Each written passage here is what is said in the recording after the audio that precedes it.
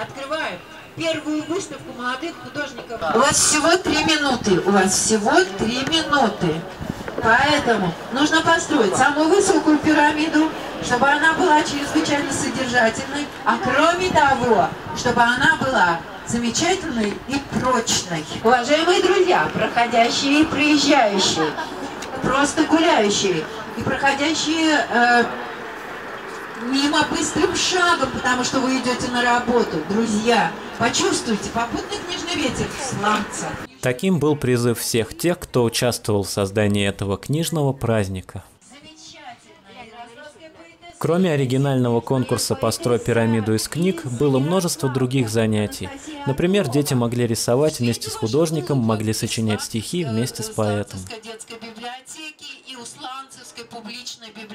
Все прохожие с радостью интересовались происходящим, даже самые маленькие. Будете малыша учить книгам, да? Да, он уже изучил. Кстати, Шумко, мастер на все лапы, замечательная новая детская. А рядом с библиотекой неожиданно выросло сказочное дерево. На нем желающие могли повесить названия своих любимых книг. В центре города устроили оригинальный флешмоб. Волонтеры общались с прохожими и дарили приглашения в библиотеку. А также, будто бы на пикнике, многие уселись, а некоторые даже улеглись вместе с книгой и с удовольствием читали рядом с прохожими, возможно, показывая этим, что книгу можно читать всегда и везде. А после выполненных планов на улице все возвратились в здание библиотеки. А еще раз здравствуйте! Здравствуйте! Еще одним интересным событием в этот день была видеоконференция, в которой наша библиотека общалась с коллегами из Украины. Общение прошло в очень теплой атмосфере. Мы хотим для наших детей провести супер-квест, который мы назвали «Відкриваємо нові книжки», «Открываем новые книги».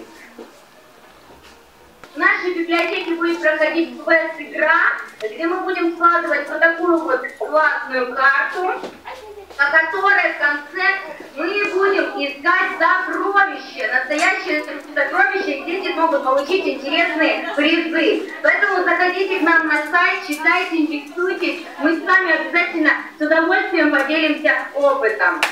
Спасибо.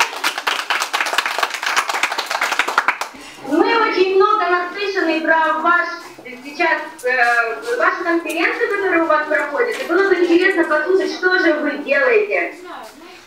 Попутный книжный ветер — это прежде всего день, когда проводится много акций. Это именно праздник, который связан с акциями по продвижению чтения. Сегодня мы провели несколько акций в нашем городе, которые располагались в разных точках, на детских площадках и в центре города. К примеру, одна из акций была книжка коляски в детской, да, если я не ошибаюсь. Мы дарили первые читательские билеты молодым мамам и ребятишкам и, соответственно, приглашали на наш праздник сегодняшний. Также в центре города мы устраивали книжную поляну, где представляли самые новые книги и десятку лучших книг, которые были детьми Ленинградской области вот в этом году, который прошел, в 2012.